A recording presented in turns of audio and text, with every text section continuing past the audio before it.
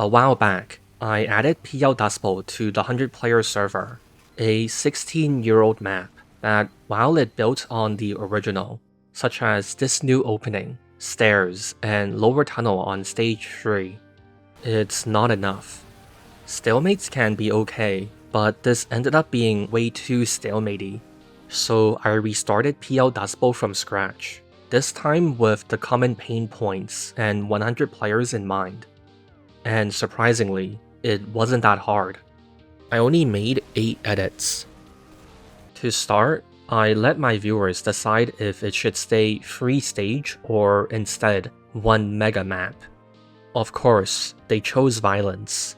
The map was converted to single stage, and we played it to see what naturally emerged as the problem areas. Point 1 has never been an issue on the original PL Dustbowl, nor original CP Dustbowl, and here it continued to play fine, so I didn't change it. Point 2 is where I started making changes. The first was to address this room. It's not always a problem, but blue pushing in and out can be way too hard sometimes. The biggest culprit is definitely the narrow doorways, with a secondary issue in positions that enable red to abuse them. So the fix here was simple. Expand every doorway and simplify the stairs. The main entry widened so spam can't completely shut it down, and the other 2 doors widened to reduce red's ability to stuff it. The stairs inside were adjusted to be more fair, since in the past, it was super narrow, so it was almost impossible to fight up it. The other change was to the tunnel. This area is extremely bad, for obvious reasons. The whole area is just incredibly cramped. The entry tunnel is impossible to miss in. Tunnel itself has a low ceiling. If you Uber in to take control, there's multiple sentries, plus short circuit, plus air blast, and explosive spam. I expanded the space blue has and a gate here. They essentially cut the area in 2, so it's more manageable for blue. Overall, red now has to be more proactive about controlling the upper deck and shutting blue down, instead of just abusing the tiny corridors. For what was Stage 2's first point, the only change I made was to flatten out the trench and add a corner fence to the house. Even without changes, this area is actually fine, which is crazy to say because it's notorious for being insanely difficult. But the difference here is that since there's no stages anymore, there's no round reset, so no setup time for red to build 50 sentries. What blue has to overcome is a lot less extreme. But I still flattened the trench and added fencing as a safeguard. Flattening the trench with the fences makes sure sentries built on the house never get too oppressive. A sentry on the edge of house is hidden from blue's perspective, so the fence prevents that. On to point 2, which I fixed by just trashing it. On original Dustbowl, this courtyard constantly stalemates because red builds sentries and every entryway was made for rats. Left tunnel, pipe spam. Either of the main entries, pipe spam. The right tunnel also has pipe spam, but you get to fight through a red nest as well. Blue doesn't have any practical options to tackle this area. What fixed this was just trashing everything in the main room. We had ideas about adding a door on top of the exit or new flanks, but from testing, it wasn't needed. With the main room friendlier to blue, it makes taking the right tunnel more doable, so blue now has the tunnel and main room to pressure red from, which stops red from running away with it, building 50 sentries. The main room just has 2 features. A fence to cut sniper sightlines, who would otherwise snipe across the map. And 2, this door, added in response to red disrupting blue too easily. With both doors available, red had too much freedom to push into blue and destroy everything. After adding a one-way door here, red can still walk in or Uber in to disrupt blue, but the damage they can do isn't as extreme anymore. On original Dustbowl, if blue ever made it past this courtyard, it was pretty doable for them, so I didn't change anything. For stage 3, I eventually closed off this window.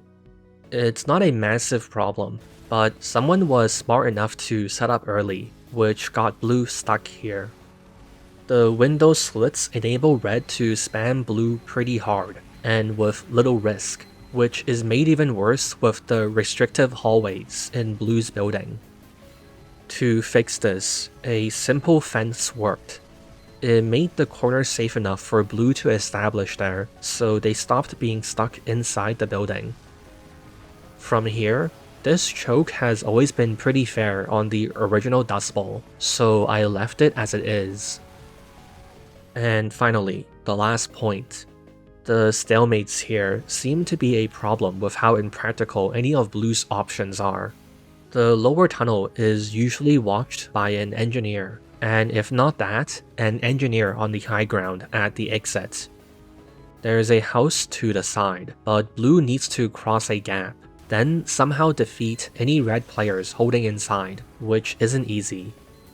And the main path is a massive spam fest, so not much going for blue here.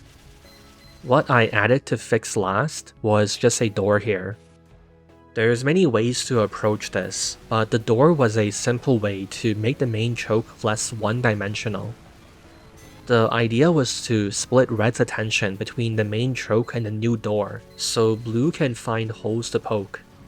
At first, it was just the door, but that turned out to be too weak. Red held this sightline, which made the door too hard to use, and they could focus on the main choke as before. I ended up adding a one-way glass window here, which seems to work. Even if red holds the sightline, blue has an idea of what's where and what to deal with, so they have more initiative. With the door being trickier to hold, red has to be more proactive to maintain control. From testing, the balance seems okay after this, so I left it there. The only other change I made is to the roof.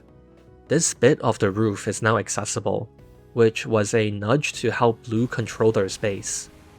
With the new door, blue's presence here is more split, so sometimes they get overwhelmed by red collectively pushing the main choke, then choke holding here. The roof gives blue an extra position to retake the space without affecting how strong red is at defending the previous point. You can build anywhere up here, and clips placed by Valve are still here, so you can shoot into last. So that's it. That's the journey of Payload Dustbowl. Just add doors and fences. There were 2 other changes that were tried and removed, but they were more for curiosity than balance.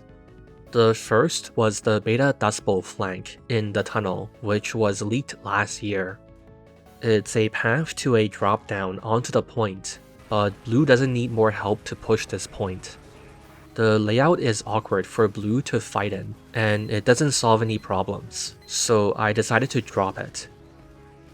The second was opening roof up on last. It was funny, but super OP for blue. I considered the roof might not actually be that good, because snipers and spam would keep it under control, which seemed to be true in practice, but the problem was how much attention and focus it demanded.